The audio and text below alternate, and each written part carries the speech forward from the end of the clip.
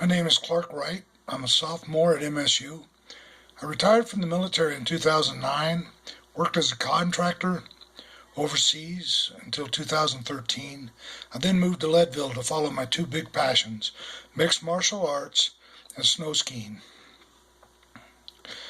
I pasted two links, one of the assignment and the other one of my fights, so you can actually see some deviant behavior. Many consider mixed martial arts a deviant sport. Many consider a 57-year-old man competing in MMA deviant behavior. A lot of others consider it great that an old fat guy like myself can compete with much younger men in a tough sport. The biggest thing I learned from this chapter is that when it comes to deviance, perception is reality. I suppose I knew this as a result of my many overseas deployments, but reading it really kind of brought it back home. That, again, perception is reality. The ABCs of deviance are attitude, behavior, and conditions. Attitude is defined as a subtle way of thinking or feeling about someone or something. Communicating certain beliefs to a group that thinks differently can be construed as deviant.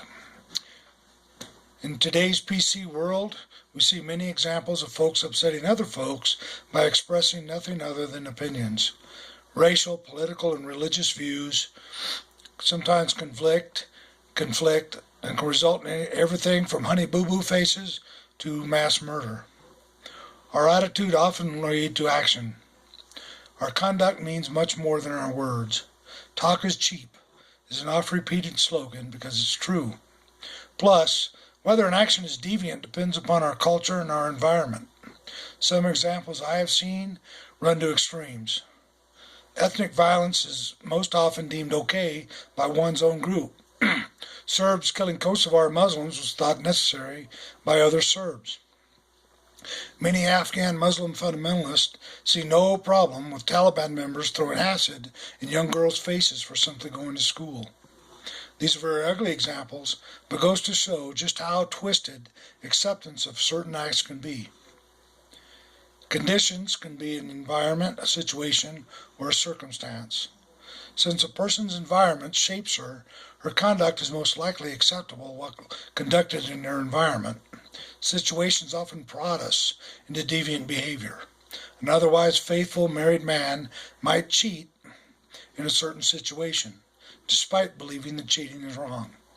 A student might cheat on a test if her peers were also cheating, despite her being otherwise honest.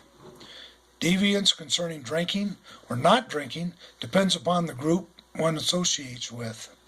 I have been a sober member of Alcoholics Anonymous for 31 years, and I can tell you a slip or drinking after a period of sobriety does set one apart somewhat. And although we are a forgiving bunch, the reasons behind a slip might be questioned, i.e., were you really working the 12-step program? On the other extreme, amongst male heavy drinkers, there is an old saying, never trust a man who does not drink. One question I will pose to our female students is, does this attitude towards teetotalers carry over to females? Just curious. Belonging to a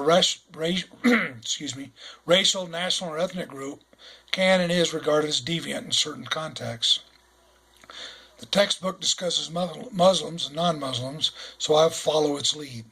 First off, Muslim is way too big a term for us to use in an intelligent manner. Like Christians, Muslims come in all manner of beliefs and actions. Many Muslims are shaped much more by their conditions than their religion. As an example, Eastern European Muslims are more likely to see Islam as a way towards personal growth and not as a political or ethnic matter. Middle Eastern Muslims are more likely to see Islamic law as the only true way to govern nations, and are more likely to see violence as a solution to achieve these objectives. While the majority do not and will not commit such violence, they sometimes do not see it as deviant the way many Westerners do. I look forward to this class and getting to know all of you. Thank you very much.